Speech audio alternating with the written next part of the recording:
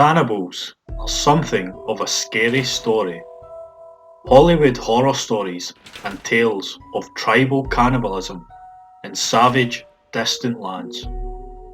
Something to tickle the terrors of your mind, but rest easy in the knowledge it doesn't really happen. But what if I was to tell you that a cannibal walks among us?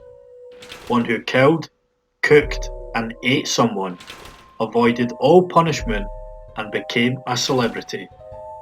Sadly and terrifyingly, this is all true.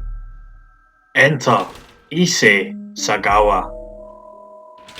He was born prematurely into a wealthy family in 1949.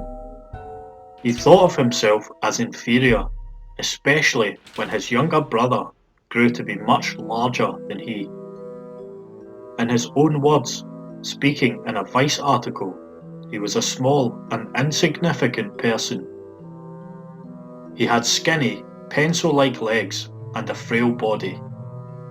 According to the documentary, Issei Sagawa, Excuse Me for Living, he had disturbing dreams from as young as 3 of him and his brother cooking in a pot.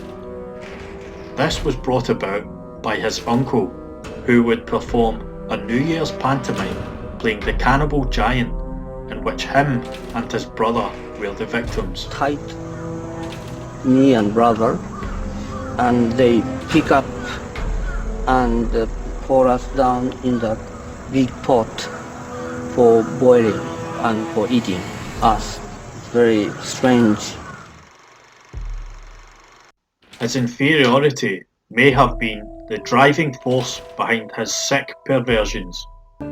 My parents tried to protect me too much.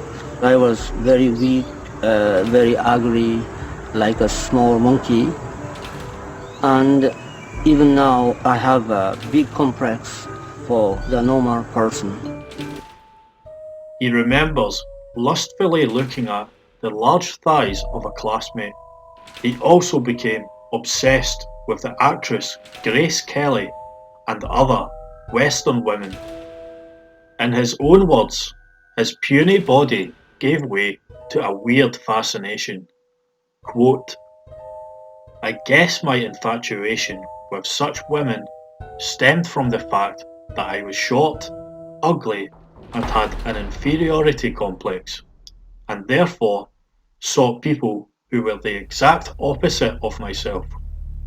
Eventually, I began feeling a strong desire to bite into them, not to kill them or eat them per se, but merely to gnaw on their flesh. Other than the playful pantomime that may have sparked his early interest, he had a very good upbringing. He had loving parents, a nice home, and he was never abused. This makes his fantasies even more odd. There is little to explain why he became obsessed with the thought of eating someone. When he reached sexual maturity, his desires also became sexual. He explains that when he first met an American woman who was on holiday with him and his friends, he envisioned himself as a shark, biting her as she swam in the sea. He also began more realistic visions of breaking into her bedroom as she lay sleeping and feasting on her.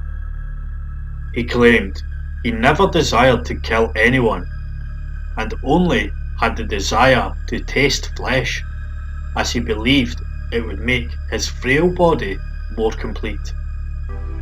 I don't want to kill, but I couldn't find any way to eat the girl's meat fresh, so I thought I have to kill. He was very well educated, and after achieving a degree, moved to Paris to pursue a doctorate in literature. This only heightened his insecurities. As the average height and build of the French was much larger than that of the Japanese, he felt even smaller and even more incomplete. His desires grew alongside his insecurity. He freely admits that his crimes were 100% premeditated. He was infatuated with the beauty and death of American actress Jean Seberg. In 1981, he finally gave in to his desires. He murdered Renée Hartevelt, a 25-year-old Dutch woman who had been studying with Issei Sagawa at the Sorbonne. The two were friends and often dined together at his home. Amazingly, he tried and failed to do the deed previously, but the gun misfired when her back was turned. She must not have realised this had happened, as according to All That Is Interesting, he completed the job the very next night. She was killed by a single shot. He fulfilled every sexual desire with her helpless body and began to feast with his bare hands. 2 days later, he froze some of the body parts for later, packed the rest into a suitcase and rode a taxi to Bois de Boulogne Park. He threw the suitcase into a lake, but was caught when the case started leaking red liquid and the police were called. His words upon capture were, "I killed her to eat her flesh." Incredibly, after 2 years behind bars, French judge Jean-Louis Bruguière declared him legally insane and unfit to stand trial. He was to be deported to Japan to spend the rest of his life in a mental institution. But when he arrived in Japan, the authorities had no choice but to let him go, as his court documents had been sealed and could not be released to Japanese authorities. However, it was insinuated in the documentary Excuse Me for Living that the Japanese let him go as they felt he was not a danger anymore, only 3 years after the crime. Sagawa was examined by psychiatrists. They soon decided that as the incident was 3 years ago, the urge had deserted him. Also, experts in Japan have rather different definitions of mental illness than their counterparts in France. The Japanese decided that Sagawa was no longer a danger to society. He was released to the public as a free man in 1986. He now lives in Tokyo and maintains he still has urges but suppresses them. He has written 20 books, and after his release, he became a celebrity. Japan, no stranger to weird and sometimes dark obsessions, embraced him as a sinister idol instead of shunning him from the community.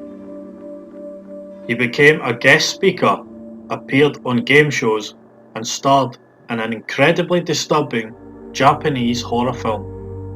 According to Listverse, he also became an artist and food critic.